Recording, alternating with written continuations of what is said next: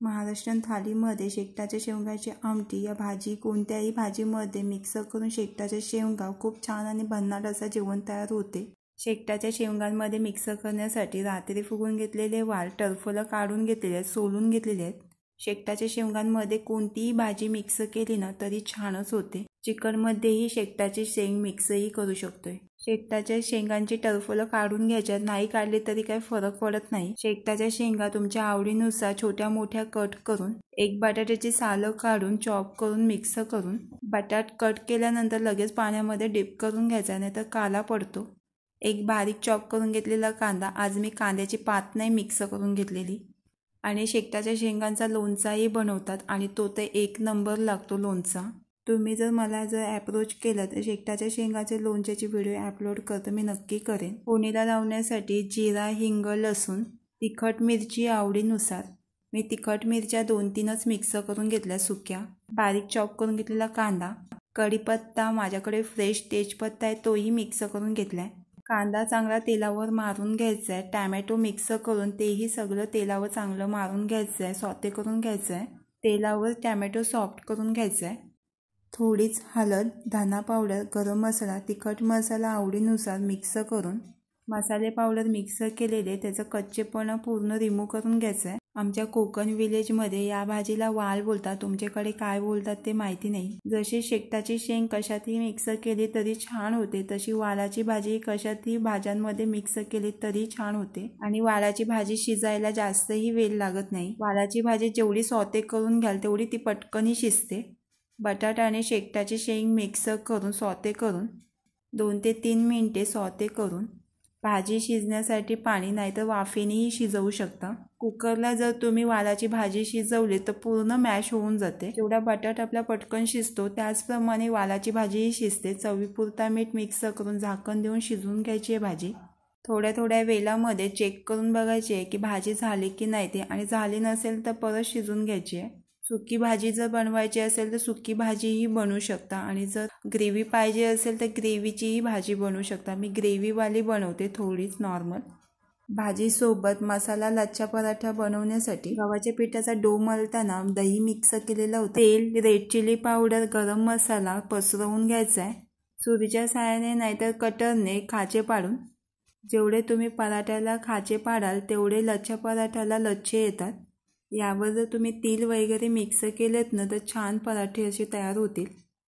पराठ्यांचे लच्छे एकत्र करून रेशो तुटत मुटत असतील तर नो प्रॉब्लेम, एकत्र पूर्ण करून घ्यायचं आहे। गोल राऊंडमध्ये पराठा एकत्र करून आणि लाटची एंड असेल ती मागे चिपकवून घ्यायची आहे, जेणेकरून पराठा सुटायला नको म्हणून।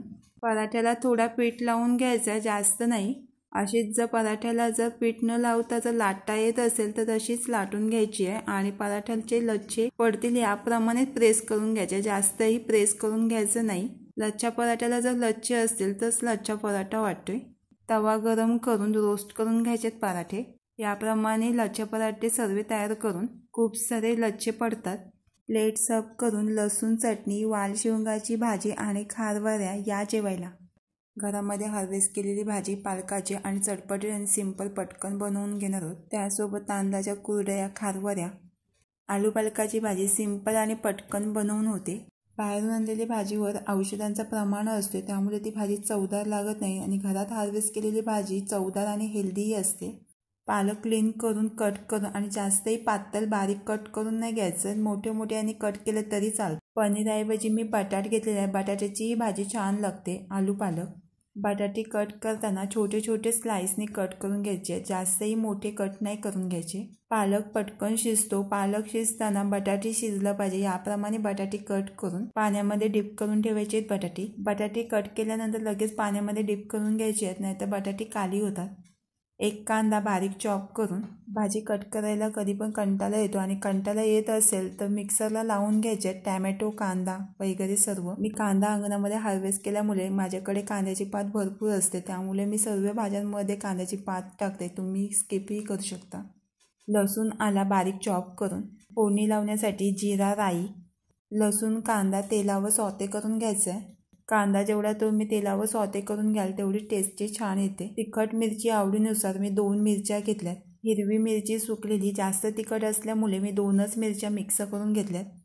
डेलीला भाज्या जे काही लागतात त्या भाज्या मी अंगणामध्ये हार्वेस्ट करत असेल, त्याच भाज्या मी डेलीला यूज करते. मी अंगणामध्ये हार्वेस्ट केलेल्या भाज्या टॅमॅटो, कोथिंबीर, आला, मिरची, कांदा, पालक, पुदिना, अजवाईन, हिरवा माठ आणि लाल माठ. मी अजूनही भाज्या हार्वेस्ट केलेल्या आहेत आणि हार्वेस्ट केलेली भाजी चवीलाही छान लागते.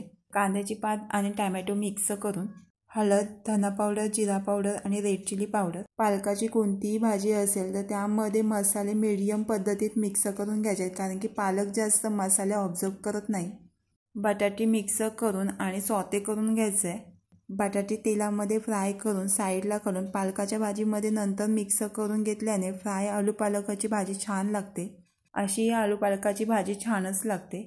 बटाटे चांगले तेलावर सॉते करून वरून पालक मिक्स करून, पालक शिजायला जास्तही वेळ लागत नाही आणि आपण सॉते करून घेतलेले बटाटे पटकनही शिजतात. बटाटे आणि पालक शिजण्यासाठी थोडाच पाणी मिक्स करून घ्यायचं आहे, नाहीतर वाफेनी तरी शिजवून घ्यायची भाजी. चवीनुसार मीठ.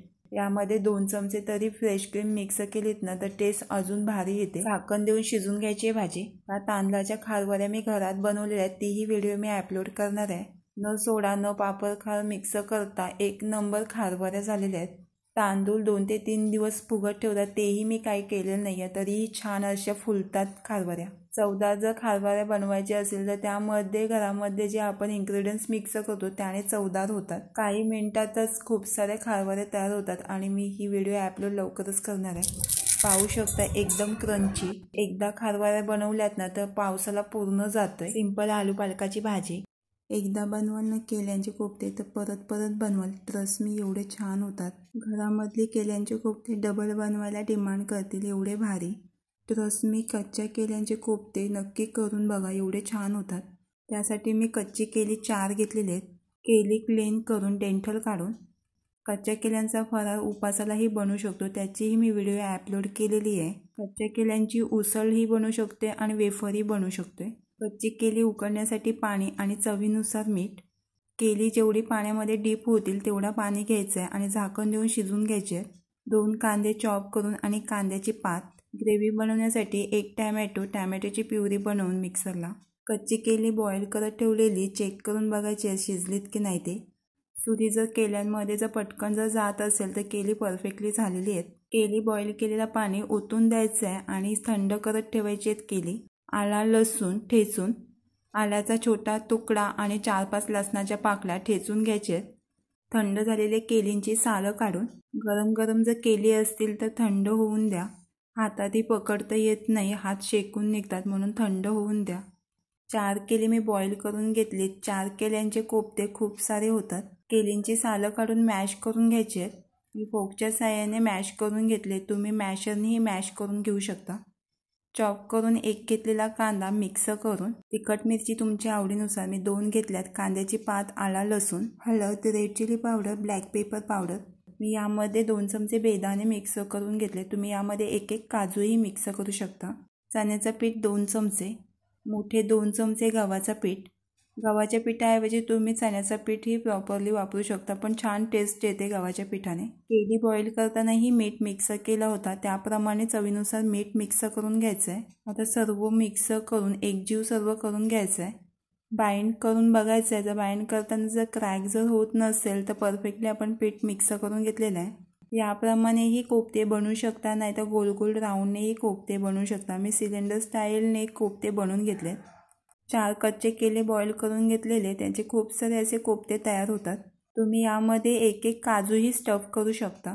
तेल चांगला गरम करून घ्यायचं आणि कोफ्ते फ्राय करून. तेल चांगला गरम करून नाही घेतला तर कोफ्ते तेलही पितात आणि क्रॅकही होतात. तेल चांगला तापवून घ्या. फ्राय करताना ब्राऊन कलर येतपर्यंत फ्राय करून घ्यायचे आहेत. गॅस कमी जास्त करूनच कोफ्ते शिजवून घ्यायचे, नाही तर आतून शिजणार नाहीत आणि वरूनही करपतील. याप्रमाणे सर्व कोफ्ते तयार करून. कोफ्ते तुम्ही असेही खाऊ शकता, टॅमॅटो सॉस नाही तर टॅमॅटो केचप नाही तर चटणीसोबत. पाहू शकता आतून पूर्ण असे शिजून निघालेत. 1 नंबर कोफ्ते तयार होतात. सकाळच्या मॉर्निंग ब्रेकफास्टमध्ये स्नॅक्सही तयार होतोय. ग्रेव्ही बनवण्यासाठी कोफ्ते फ्राय केलेला तेल, राई तेलामध्ये चांगली तडतडून घ्यायची आहे. जिरा, 1 बारीक चॉप केलेला कांदा आणि कांद्याची पात, तेजपत्ता, आला लसूण मिक्स करून चांगला सॉते करून घ्यायचा आहे. कांदा तेलावर चांगला मारून तिखट मिरची आवडीनुसार मी 2 मिरच्या घेतल्यात. 1 टॅमॅटोची प्युरी मिक्स करून टॅमॅटोमधला तेल सुटतपर्यंत सॉते करून घ्यायचं आहे. हळद, तिखट मसाला, कॉरिंडर पावडर, भाजलेला जिरा पावडर आणि गरम मसाला मिक्स करून मसाले न करपवता तेलावर चांगलं सॉते करून घ्यायचं आहे. ग्रेव्ही बनवण्यासाठी थोडाच पाणी, ग्रेव्हीमध्ये चवीनुसार मीठ. ग्रेव्हीला उकळी येऊन द्यायची आहे. त्यामध्ये कोफ्ते मिक्स करून 1 चमचा फ्रेश क्रीम ही मिक्स करा, त्याने टेस्ट अजून भारी येईल. कोफ्ते जास्त उशीर बॉईल करून नाही घ्यायचे आहेत, लगेच खाली उतरून घ्यायचं आहे 2 मिनिटामध्ये. वरून चॉप केलेली कोथिंबीर आणि कस्तुरी मेथी.